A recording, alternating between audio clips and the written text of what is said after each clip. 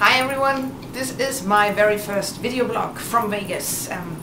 Wasn't that a nice intro? It's short, I know, but I like it. I hope YouTube isn't blocking it. Well, this is my attempt for a real video blog for the very first time. I tried once in Dublin, but that didn't really work out well. As I'm here in Vegas for 50 nights, there's a lot to tell. I'm doing this in English. For everyone from IntelliPoker, for example, there's just more people understanding English than there are understanding German. So I do it in English. And this is mainly for my personal Facebook stuff anyway. I'm here very early in the morning in the Riviera hotel. This is my home of choice for this trip. I know, not very fancy, but whatever, I can get to that later. So the day yesterday started with leaving the Isle of Man in beautiful weather, which is usually, you know, when I leave the Isle of Man I want it to be miserable and raining and stormy, and so that I can say I'm going somewhere nice, you know. But it was actually nice, so I have a few pictures here from the drive and the flight. I went to Gateway, changed planes, I had a 1 hour delay, but then could finally get on that beautiful Virgin plane. I watched about 3 or 4 movies, and I actually almost killed somebody on the plane. You know, I have this small suitcase I always bring on board, and it was in the overhead locker, and it was 8 kilos or something, and I wanted to get a bottle of water out of it, so I tried to lift it. And the thing is, of course, if you try to hold something like this, it's not that easy. Basically it was more like this. So 8 kilos, getting it out, and it just all was a bit difficult, and it was jammed, so I tried to with one hand hold it, with the other one unjam it, other hand. And what happened then, I unjammed it, the whole thing fell, and I just caught it that close over a person's head. He didn't even notice it, luckily, but the people behind there were like, so it was a bit of a shock situation, but good that I'm a bit strong and could catch it. Okay, then, well, after 10.5 hours, I was a bit tired, but it was okay. I had a nice chat with the immigrations officer. That was okay. Then my friend Michelle picked me up from the airport, and she took me down this strip, which is always nice when you arrive in Vegas and you can drive down the strip and see everything and see what has changed since last time, and so it was good. And I arrived at the Riviera. Very first time in here at all. I've never even visited it shortly. And it's as it was described. It's old school. You know, it's one of the oldest hotels now here on the strip. Now that the Sahara's closed as well. They try to give it a Mediterranean flair, but no. So, well, I will not today because, as I said, it's really early. The sun is just getting up. So as soon as there's a bit more light in here, I will give you a little tour. But it's really very, very basic. But I don't care. You know, I'm here for sleeping, and that's it. I mean, it's nice if you see like rooms in the area or something where you have automatic curtains. But who needs that really? So anyway, in total, just to let you know, it's flights and 50 nights in the Riviera cost me £1,300, and I think that's a pretty good deal. Of course, I need a taxi from time to time to get away because it's a bit off. You know, I could walk to the Encore and the Wynn, but at daytime it will be too hot because it's really hot here, and at night I don't really want to walk alone because it looks, this really tiny piece in between looks a bit dodgy. Alright, so yesterday I arrived. I was just like completely overwhelmed by the heat. So I was just like for 3 hours just sweating like hell. And I tried to use that time to get oriented in the hotel. So I looked around, I got my Riviera player's card. You know, what you always should do when you go to Vegas, to any casino, get your player's card. You can earn points and get rewards and stuff. So I did that. I got a dining card. I don't even know what that does exactly, but I get somehow something off in good restaurants. I don't know. I have to test it.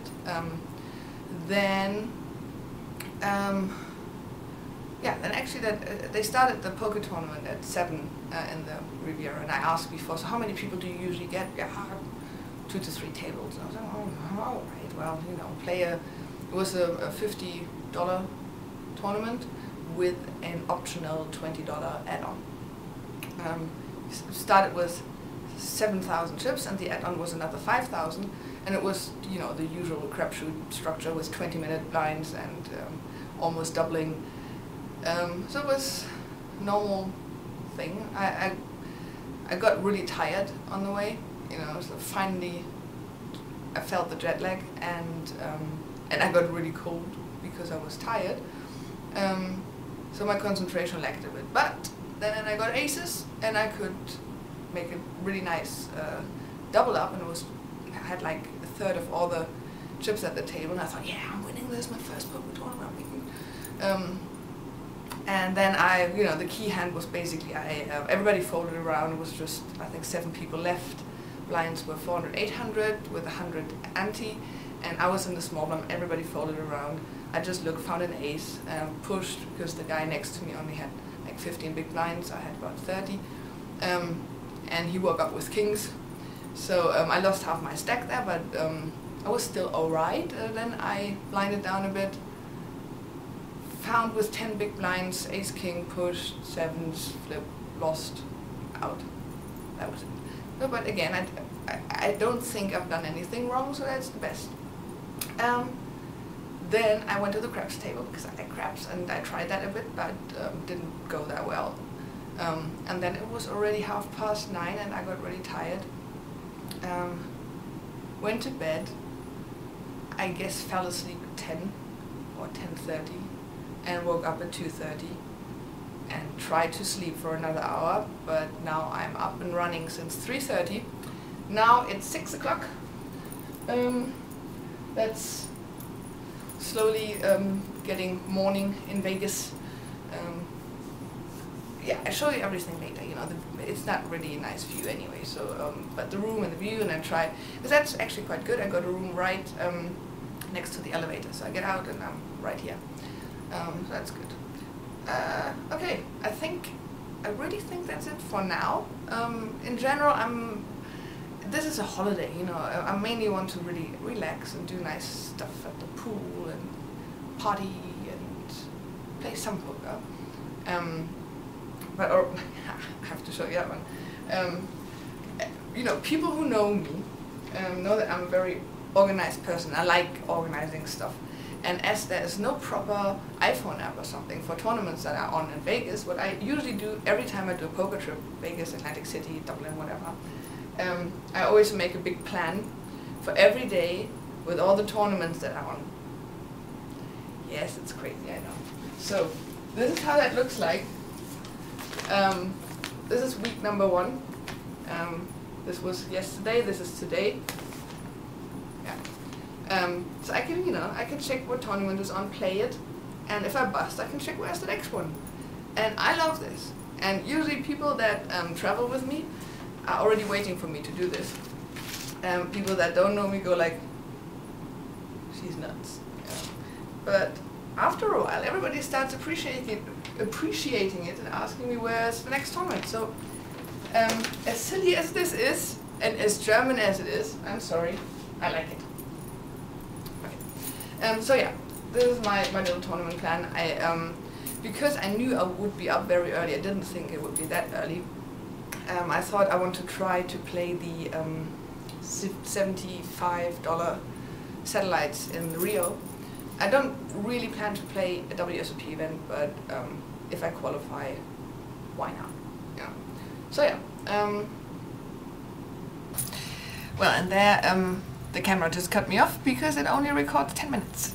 I didn't know about that. Alright, in the meantime, the sun is out, and it like enlightens my bit untidy room here in the background. Okay, just to finish that off quickly. So, if possible, if I qualify, I'll play a WSOP event. If not, not. It's that simple. Otherwise, just the small tournaments around, and I will make, you know, have a holiday. You know, have a good time. That's it. Okay, see you in my next video blog. Bye.